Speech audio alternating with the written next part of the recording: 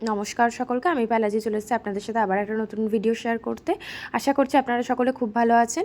আজকে আমি আপনাদের সাথে চিকেনেরই আরেকটা রেসিপি শেয়ার করব। তার জন্য এখানে নিয়েছি পেঁয়াজ বাটা, আদা কাঁচা লঙ্কা বাটা, ময়দা, টক দই, নুনটা একসাথে ফেটিয়ে নিয়েছি, পেঁয়াজ কুচি, কাজু বাটা, আর এখানে নিয়েছি হচ্ছে দুধ, আর তার সাথে নিয়েছি তেজপাতা, শুকনো লঙ্কা, লবঙ্গ, দারচিনি, এলাচ, আর এখানে রয়েছে সেদ্ধ করা চিকেন। আমি চিকেনটা আগেই সেদ্ধ করে নিয়েছি। তো কড়াইটা একটু গরম হওয়ার পরে তার মধ্যে দিয়ে দেবো ঘি। আপনারা চাইলে সাদা তেলেও জিনিসটা করতে পারেন, আর আমি ঘি সাদা তেল দুটোই মিক্স করে করেছি। ফার্স্ট টাইম করছিলাম, ওই জন্য ভাবছিলাম যে ঘি কতটা দেবো, তাই জন্য আমি ঘি 2 চামচ দিয়েছি। তো তারপরে এটার মধ্যে তেজপাতা, দারচিনি, শুকনো লঙ্কা এগুলো অ্যাড করেছি।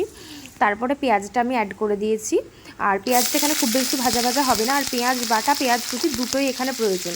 তো পেঁয়াজটা হালকা ভাজা ভাজা হওয়ার পরে আমি এখানে দিয়েছি হচ্ছে নুন, আর দুধটার সাথে আমি কাজু বাটাটা মিক্স করে নিচ্ছি, আর এখানে আমি পেঁয়াজ বাটাটা দিয়ে দিয়েছি। দেখতেই পাচ্ছেন এখানে কিন্তু আমি পেঁয়াজটা একদমই বেশি ভাজা ভাজা করিনি।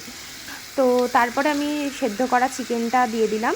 সেদ্ধ করা চিকেনটা ভালো করে আমি পেঁয়াজ বাটাটার সাথে মিক্স করে নিয়েছি। তারপরে আদা কাঁচা লঙ্কা বাটাটা দিয়েছি, আর তারপরে আমি ময়দা, টক দই যে মিশ্রণটা ছিল সেটা এর মধ্যে দিয়ে দিয়েছি।